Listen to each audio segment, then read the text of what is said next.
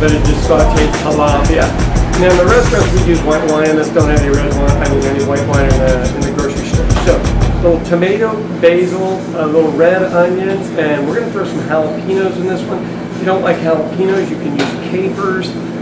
Really take that anything you want. But nice simple dish. Beware not to overcook it. Have some fun with it. Make it nice and simple. Tilapia is the world's most forgiving fish. Let's get our ingredients ready to go. This is just a little bit of red onion. Honestly, I like to use a thing called shallots, but if shallots aren't available, I'll use red onion. And where's my wet towel underneath here? Remember how I taught you how to do that one?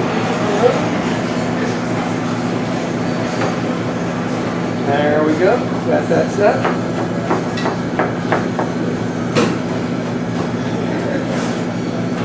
Throw that in our bowl. Let's get our basil.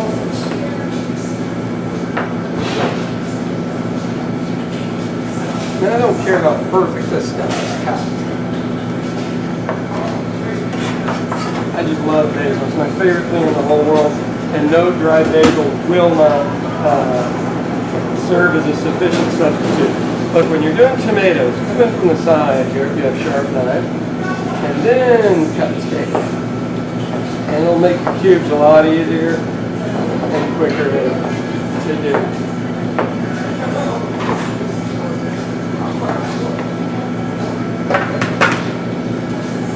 Okay. On your jalapenos, please only use the outside.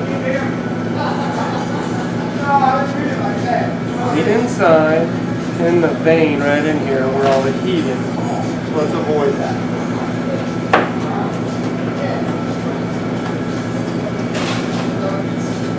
And what we're going to try to do is finely dice it. People don't get too much heat in one specific pot. Right? And here's our mix.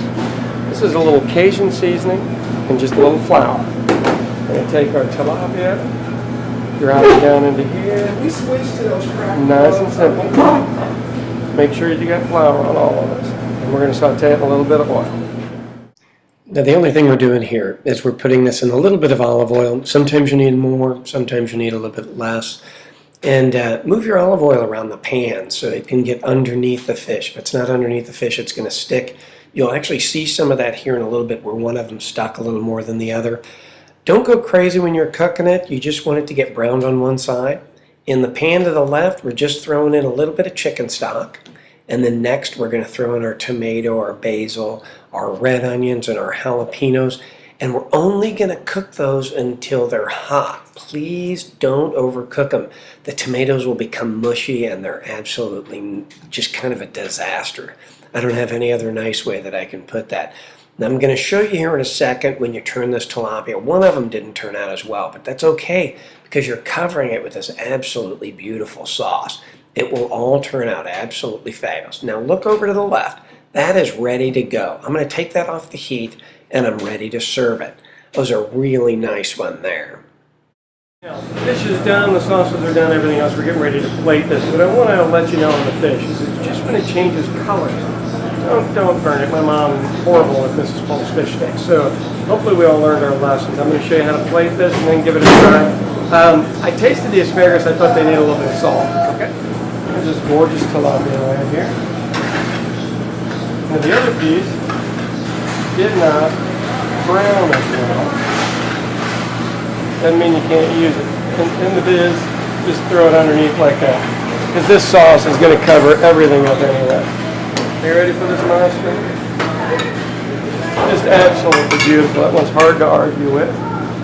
This is quinoa. It's a protein-packed grain from Peru. It has more protein per ounce than filet mignon. And it's just a pre-made package that you just add water to and boil out. And then, of course, our lovely asparagus we're going to throw over on this side. And there we go.